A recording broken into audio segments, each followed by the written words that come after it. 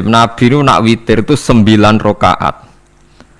Lam yakut min hunna fi akhirihinna illa wahidan.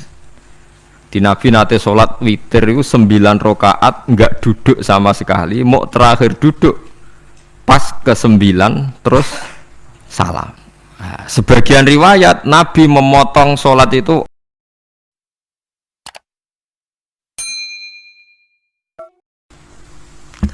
pun kalau terang nongih masalah sholat ya. Kalau tak terangno dari awal redaksi ini Nabi, terus kalau terangno hukum fikih, badhe niku nembe kalau terangno ilmu filosofi ini sholat. Ngendikane Kanjeng Nabi Muhammad sallallahu alaihi wasallam niku teng hadis sahih mutawatir niku as-sholatu khairun maudhu'un fa aktsir aw aqilla. Kula balen malih. As-sholatu khairun apa? Maudhu'un fa aktsir aw aqilla. Jadi sholat itu kebaikan yang sudah bawaannya dulu. Jadi sudah bawaannya sholat itu kebaikan. Maudhu itu sesuatu sing asli. Pokoknya sholat itu mesti api. Sebab niku ngendikane Nabi cek kue ngekeh-ngekehno jumlahe sholat, cek jumlahe apa sih? Dalam konteks artinya sholat fardu karuan nggih, kaifiyah karuan, aturane karuan. Terus sholat ini wonten disebut an-naflul mutlak atau sunat mutlaqah. An-naflul mutlak atau sunat mutlaqah itu pantangannya hanya 3, enggak boleh ba'da subuh hatta tatlu asyamsu nggih, sampai srengenge napa meletek. Enggak oleh pas waktu zawal. Nggih niku wis pokoke meh dhuwur niku mboten angsal. Niku jenenge wektu napa? Zawal. Terus nomor 3 ba'da asar nganti napa? Surupe napa? Srengenge. Larangan 3 salat ini bisa dibatalkan kalau ada sebab yang mukorin, misalnya bar ngasar kok ana wong mati, berarti kita angsal sholat napa jenazah. Utawa kue bar subuh mlebu masjid terus dia wudu, niku ana ulama sing darani tetap sholat tahiyat napa masjid, mergo sebabe nggih dukhulul masjid. Jadi hanya ada pantangan niku wau. Nah terus yang menjadi kontroversi mulai zaman ulama ngantos sak mangke itu kaifiyah kados traweh. Teng riwayat-riwayat Bukhari Muslim, Nabi nu nak witir itu 9 rakaat. Lam yakut min hunna fi akhirihinna illa wahidan. Di Nabi nate sholat witir itu 9 rakaat enggak duduk sama sekali, mau terakhir duduk pas ke-9 terus salam. Nah, sebagian riwayat Nabi memotong sholat itu sholatul laili masna berarti 2 8 terus 1 witir. Sehingga ketika ada sholat tarawih yang 4 rakaat tanpa tasyahud, sebetulnya secara fikih pasti kita sepakat sah. Karena kalau 4 rakaat tanpa tasyahud pertama, kenapa kita katakan sah? Karena Nabi malah pinten songo, luwih seru to. Mboten ini karena menjadi kontroversi. Nah, dan tidak satu pun ulama di dunia yang mengatakan tasyahud awal itu wajib. Sampean yakin tasyahud awal wajib atau sunat? Sunat. Artinya khasnya hukum sunat itu gimana? Kalau ditinggalkan tidak batal. Berarti misalnya ono tarawih 4 rakaat berturut-turut, berarti tidak ada masalah karena yang ditinggal artinya tasyahud awal yang kita yakin itu hanya sunat. Tapi dasar ra cocok ya didadekno masalah kan. Dalile apa ya? Dalile ra cocok. Lah sing darani masalah padahal darani tasyahud awal iku sunat. Kowe salat zuhur tasyahud awal sunat atau wajib? Sunat. Nak sunat tuh khas ya apa? Ditinggal batal ora? Mboten. Tapi nak sing ra cocok ya batal. Hukum ono cocok ra cocok. Mboten iki kula terangno. Nah, ngeten, ini dawuh Imam Syafi'i. Tarawih itu kalau terakhir kan pinten 3 rakaat ya. Yang witir kok tarawih. Yang terakhir witir 3 rakaat itu 2 rakaat sampai niate witir napa? Witir. Setelah 2 rakaat sampai salam ndak? Salam. Itu menjadi sholat teraneh di dunia. Karena kue muni witir tapi jumlahnya 2. Terus sampean muni ngene, mboten Gus maksud kula niku 3 tapi lurus sih. Lah berarti kayak kudu nerangno pangeran, kudu kamu pangeran kayak penjelasan. Gusti ini 2 sementara loh, nanti ada. Karena jika Tuhan tidak kamu kasih penjelasan, akan aneh kan disebut witir Tapi rokaatnya 2. Maka kamu harus niatnya, Gusti ini cicilan witir. Nah, sehingga jangan kira engkau 2, tapi ini nanti 3. Nah, itu makanya setiap bilalnya atau matinya kan solu sunnatan rokataini minal witri. Jadi diumumkan sholatlah 2 rakaat, tapi yang satu paket dengan cicilan witir. Lah itu lucu. Karena Anda sekali bilang itu witir, berarti Anda bohong kan, nyatanya 2 rakaat. Tapi kritiknya Imam Syafi'i ini kan lucu. Imam Syafi'i yang imam kita itu mengkritik, itu sholat aneh kalau begitu. Sholat itu kalau sudah salam itu dianggap sholat mustaqillah, sholat yang mandiri. Nggak bisa sholat kok bertakluk dengan sholat setelahnya.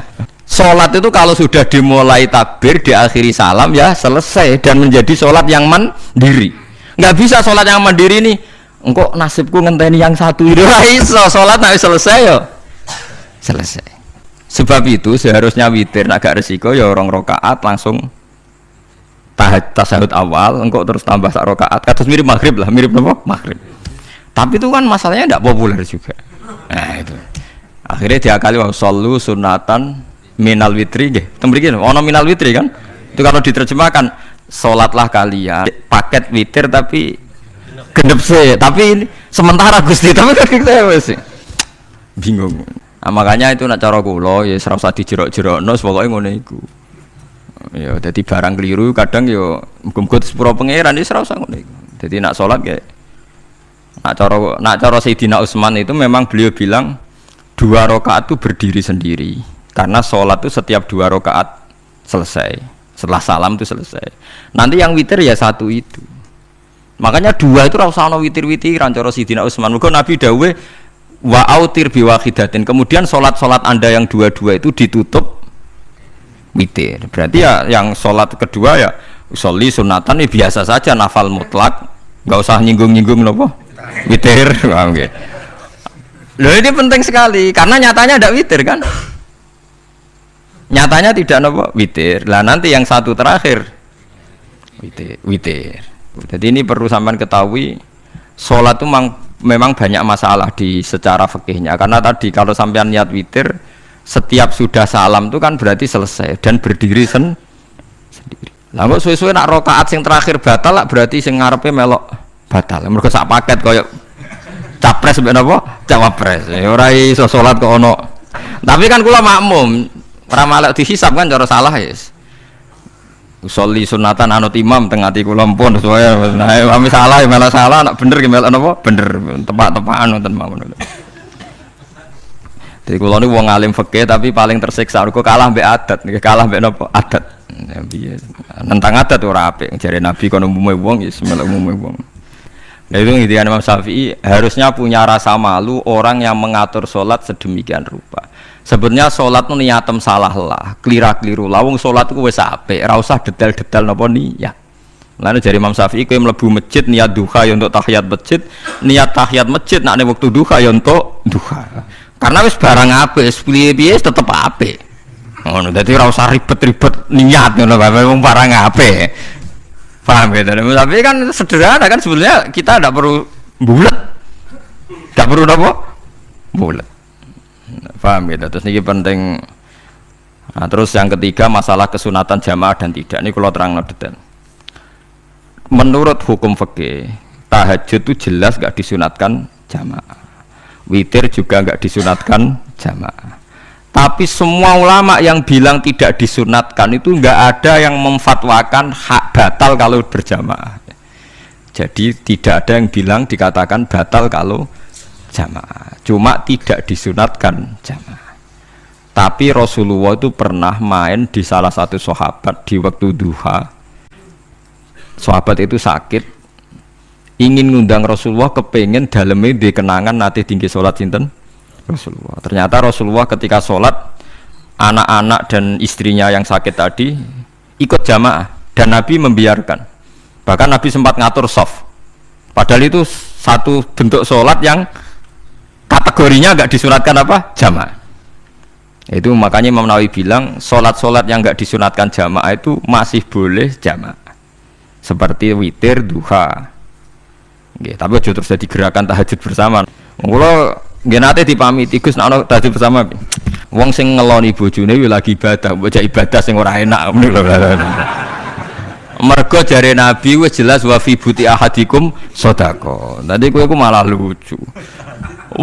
Wis ibadah kok bocah apa? Ibadah. Dadi sing ngeloni, lho ngeloni ra kudu ngeloni bojo, ngeloni anak iku ya napa? Ibadah. Ning omah jaga anak bojo timbang dhewean nggih napa? Ibadah. Mulane kula nu rapati cocok nek ana tahajud bersama. Oleh tapi aja dadi gerakan. Nek sing pun nglampahi nggih monggo, sing umate seneng nggih monggo, itu tetap baik. Tapi baiknya bergantung sejauh mana ini tidak dimasalkan. Sekali dimasalkan tetap tidak napa baik. Karena nanti punya akibat yang sedang baik diajak baik yang lain, dari baik nikmat menjadi baik gremeng itulah itu perkara kan. Hanya orang kan sepakat kan nak ngumpuli bojo ibadah. Kabeh ulama sepakat kan. Dan itu penggemarnya banyak. Terus dijak ibadah yang penggemarnya sedikit. Dasar imamnya ra cocok. Lah itu kan resiko agama dikomentari kan tinggi. Makanya tidak usah dimasalkan. Sing kelon ya keben, sing turu ya napa? Keben karena turu ki ibadah kan. Wong turu niku mari ra maksiat. Mulane kula nate cerita teng ngaji niki ana ulama wali. Saking seneng ibadah nganti janggal. Ana gak wali sing makome kaya aku. Didudono wali sing saurip-uripe turu kecuali salat fardu. Yaiku wali sing setingkat kuwi. Mboten trimo Gusti tapi niku kok turah turu ya takokno sesuk. Kena apa kok turah? Turu. Jebule tak takoki, kenapa jenengan turah turu? Ya wong turu ora iso maksiat. Tapi nak kowe poso tahajud wong jenenge wong melek tepatine nduk ndi-ndi, tetep paling selamat iku apa turu. Akhirnya ngakoni dene. Jebule alim kuwe lah ya dadi turu iku iso dadi wali. Ke wong turu ora ngarah zina, ora ngarah maling, ora ngarah ngrasani wong. Dadi mulane akeh wali sing berangkat saka napa turu. Mulane Ashabul Kahfi ku wali sing kramate ku turu suwi. Mergo turu ku nak tepak. Niku iso dadi napa? Wali. Mulane kenapa kramate Ashabul Kahfi napa? Turu. Tapi aja tiru. Lah iki cerita ilmu, dari ilmu ora kudu setujoni niki ilmu. Difaham ya dados kalau salat yang kesunatannya itu tidak jamaah, sebaiknya jangan dipaksakan jamaah. Karena kadang fadilahnya disirron. Kalau baleni malih seperti sedekah. Kalau zakat wajib itu sebaiknya diumumkan supaya orang tahu bahwa dia sudah melakukan kewajiban. Tapi kalau zakat tidak wajib sebaiknya sirron, sebaiknya rahasia. Begitu juga sholat jamaah itu kenapa baik di sholat fardu? Karena kalau yang tidak jamaah kan dikira dia tidak sholat. Makanya kesunatannya sholat fardu napa jamaah. Tapi selalu potensi riya, sum'ah, pamer itu ada sehingga ada sholat yang dari awal didesain supaya tidak kelihatan orang. Yaitu sholat nggak usah berjamaah. Plus baik di rumah. Semua ulama ijma sholat sunat itu baik di rumah apa di masjid? Di rumah. Di rumah, di dalam kamar sama di kamar tamu, ruang tamu baik di dalam kamar. Bahkan Nabi nyebut sholat fiko ibaitiha di kamar paling dalam. Nah, bagaimana mungkin sholat yang sudah didesain sirron begini, misalnya kayak tahajud, disunatno bengi-bengi ben ra wong roh, disunatno ning jero kamar ben wong ra roh. Jebule jamaah kan jadi aneh kan. Tapi kan tentang ya goblok, barang apa kok mbok tentang. Ya, tapi kowe tenanan ya goblok kok ora sunah Nabi gitu, paham. Dieling-eling. Yang keempat, ini makom saya tapi jangan sampai tiru. Ada thariqah namanya mulamatiyah yang pernah disebut di mana ya mulamatiyah. Ono sing maca malamatiyah.